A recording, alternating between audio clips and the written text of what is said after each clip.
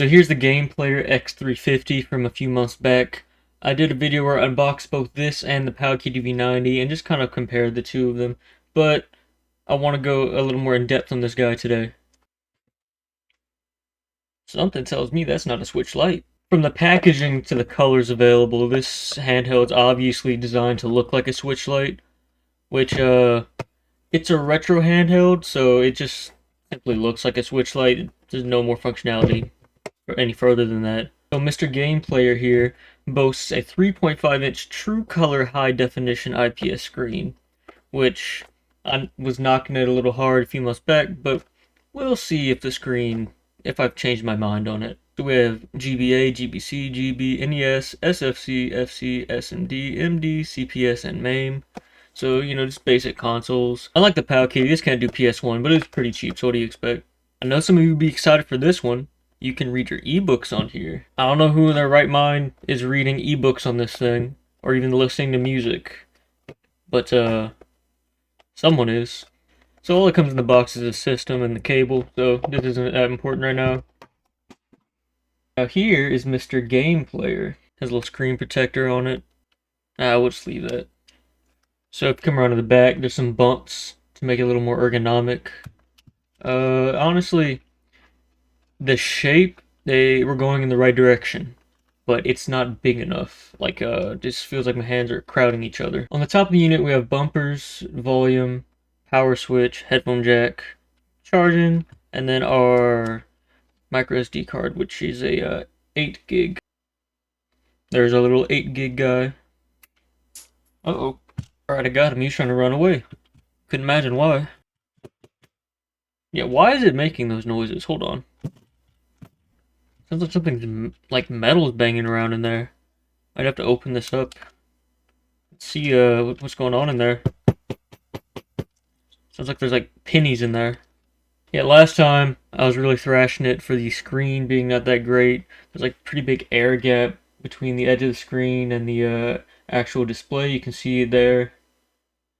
And then the thumbsticks, which the thumbsticks rotate around whenever you try to push them around.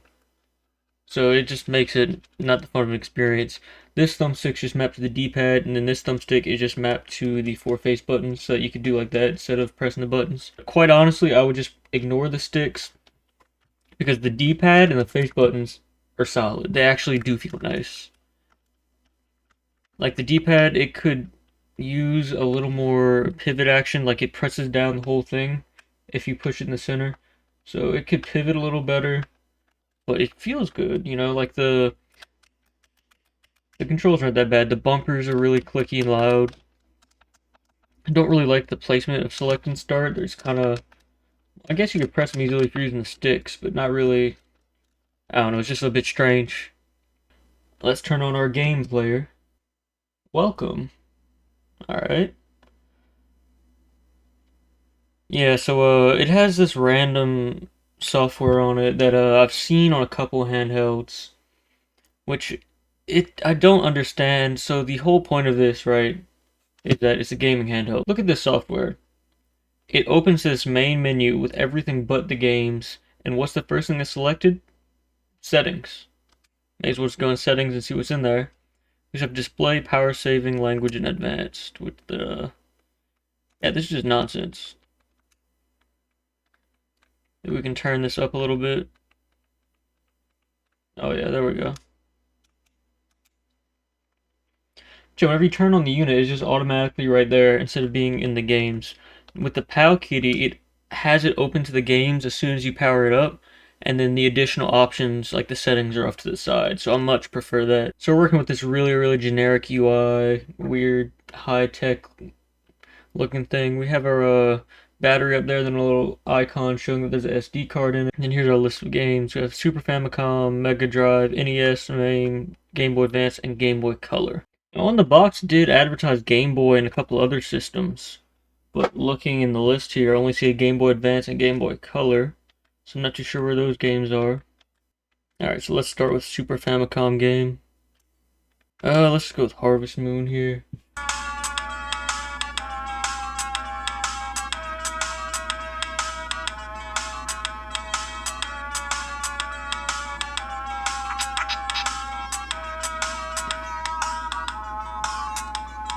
Alright, so the speaker honestly doesn't sound terrible. I would just rather have the speaker on the front rather than the back, because it just makes it louder for the people sitting across from you than it does for you, which, you know, is a little strange.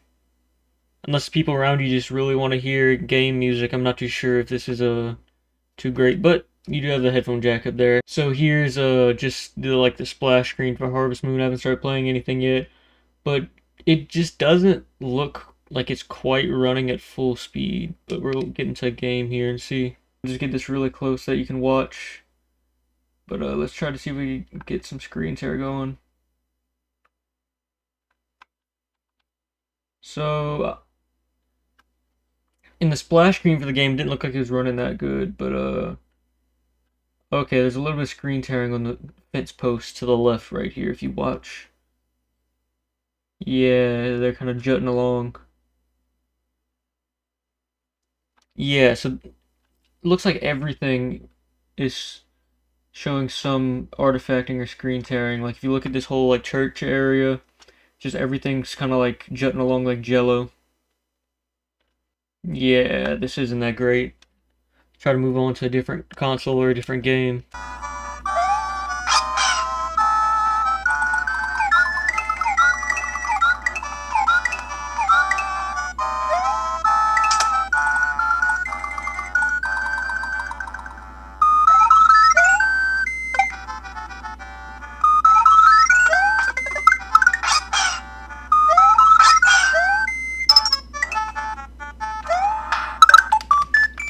So immediately off the bat, just from the like title splash screen, there seems to be a little less emulation issues.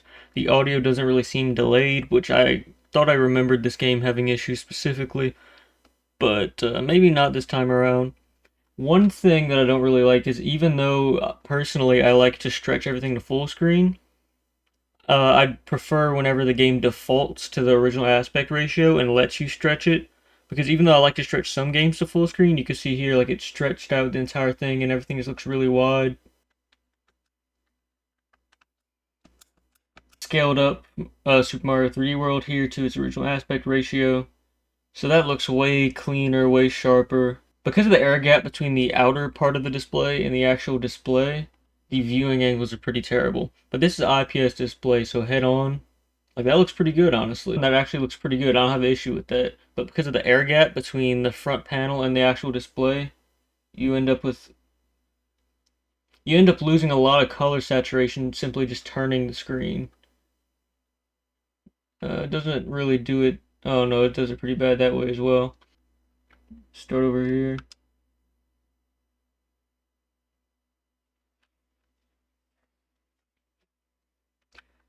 Okay, so this is.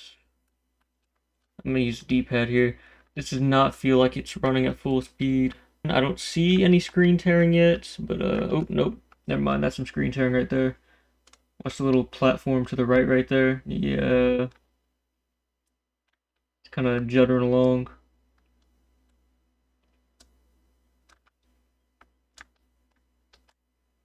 Oh well. Yeah, so it struggles a good bit with Super Nintendo games, but it comes preloaded with them and advertises them on the packaging. So I'm not too sure what this thing's meant for, but let's try some more stuff out. Couldn't imagine this thing would have an issue with Game Boy Color. So let's go ahead and find a Game Boy Color game.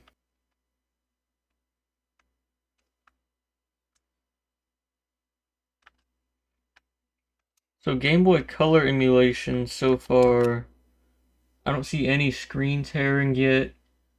No stutters. It feels like the frame rate's pretty consistent.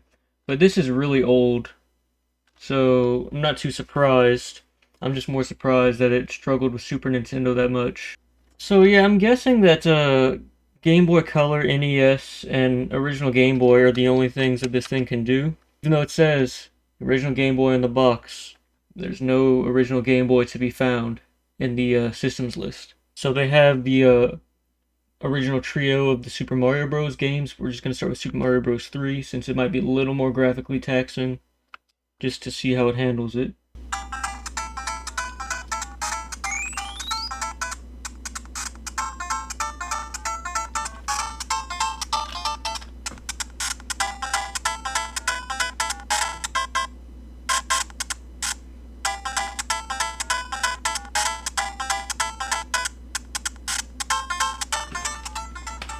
Alright, so the audio, even for NES, is just a little bit warbled and distorted, but it is emulation, you're not on original hardware, so some discrepancies, can be expected.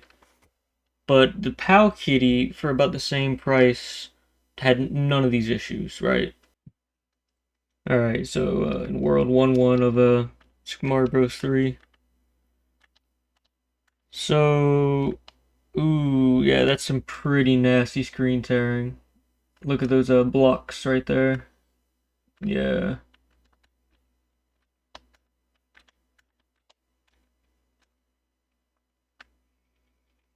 I definitely wouldn't call games in the system unplayable, but ooh,